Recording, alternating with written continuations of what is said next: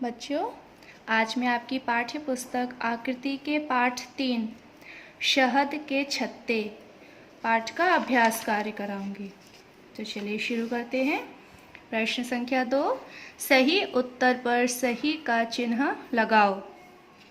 पहला है पीपल के पेड़ पर लगे थे, तो यहाँ हमारे 4 विकल्प दिए हैं।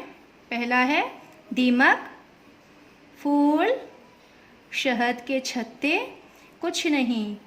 तो आपने पाठ पढ़ा था ना, पीपल के पेड़ पर क्या लगे थे? तो सही उत्तर होगा शहद के छत्ते। तो इसके सामने सही का निशान लगाइए। तो बच्चों, जैसे मैंने ये कराया है, आपको ऐसे ही पढ़ पढ़ के इसको पूरा करना है। आगे है प्रश्न संख्या 3, सही या गलत लिखो। पहला है राहगीर आते जाते छतों पर पत्थर मारते थे। तो छतों पर पत्थर मारते थे राहगीर, तो ये होगा हमारा गलत। पत्थर नहीं मारते थे, बल्कि शहद टपकने का इंतजार करते थे वो। प्रश्न संख्या 4, रिक्त स्थानों की पूर्ति करो।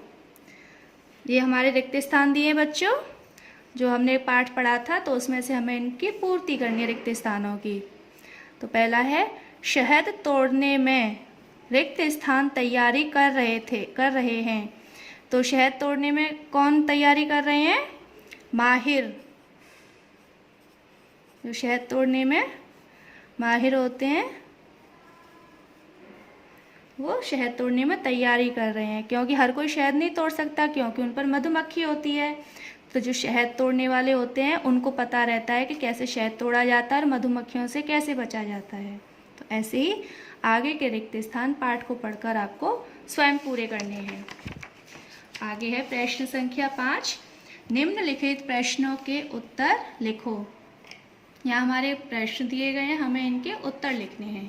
पहला प्रश्न है बच्चे रोज पत्तों के दोने क्यों बनाकर रखते थे? तो पाठ पढ़ा था ना कि बच्चे रोज पत्ते के दोने क्यों बना के रखते थे? क्योंकि बच्चे रोज चाहते थे कि पत्ते के दोने बना कर रखते हैं ताकि इसमें शहद टपके। तो बच्चे पत्ते के दोने इसलिए बना कर रखते थे, न जाने कब इसमें शहद टपक जाए। आगे है छत्तों को तोड़ने के लिए क्या किया गया? तो जब माहिर छत्ता तोड़ने की तैयारी कर रहे थे, तो उन्होंने क्या क्या किया? पाठ पढ़ा था ना, तो उन्होंने क्या क्या किया था? उन्होंने झूले बनाए, रस्सी के झूले बनाए, और लकड़ियों में जो लकड़ी होती है उसमें कपड़ा लपेटकर उस पर तेल डालकर उसका धुर्रा बनाया था कि धुएं से मधुमक्खी उड़ जाएं, चली जाएं। और तेल की कुप्पी में तेल भरा रखा था, है ना। तो पूरी टीम ने ऐसे ही छत्तों को तोड़ने के लिए काम किया। आगे है नारियल क्यों फोड़ा गया? तो आपने देखा होगा कि हमारे यहाँ कोई भी शुभ काम होता है तो नारियल फोड़ा जाता है, उसके बाद में ही काम होता है शुभ। तो ऐसे ही यहाँ पर शहद तोड़ने के लिए नारियल को फोड़ा गया था। छत्ता टूटने पर क्या हुआ? तो जब माहिर ने छत्ता तोड़ दिया, तो छत्ते टूटने पर क्या हुआ था? उसमें से शहद टपकने लगा था। अंतिम प्रश्न है उस दिन को त्योहार का दिन क्यों कहा गया? तो पाठ में दिया था ना कि जिस दिन शहद तोड़ा गया था, तो उस दिन त्योहार का दिन क्यों कहा गया था? तो इसका उत्तर होगा कि उस दिन को त्योहार का दिन इसलिए कहा गया था क्योंकि सभी ने उस दिन पेट भर के भोजन किया था। किसी ने शहद पराठे खाए थे और बहुत सारे लोगों ने शहद इकट्ठा करके भी रखा था।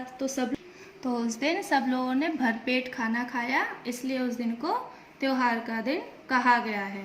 तो बच्चों, आपका गृह कार्य है कि आपको प्रश्न संख्या 5 अपनी कार्य पुस्तिका में सुंदर लेख में करना है, और प्रश्न संख्या 2, 3 और 4 इसे आपको अपनी किताब में स्वयं करना है। ठीक है बच्चों?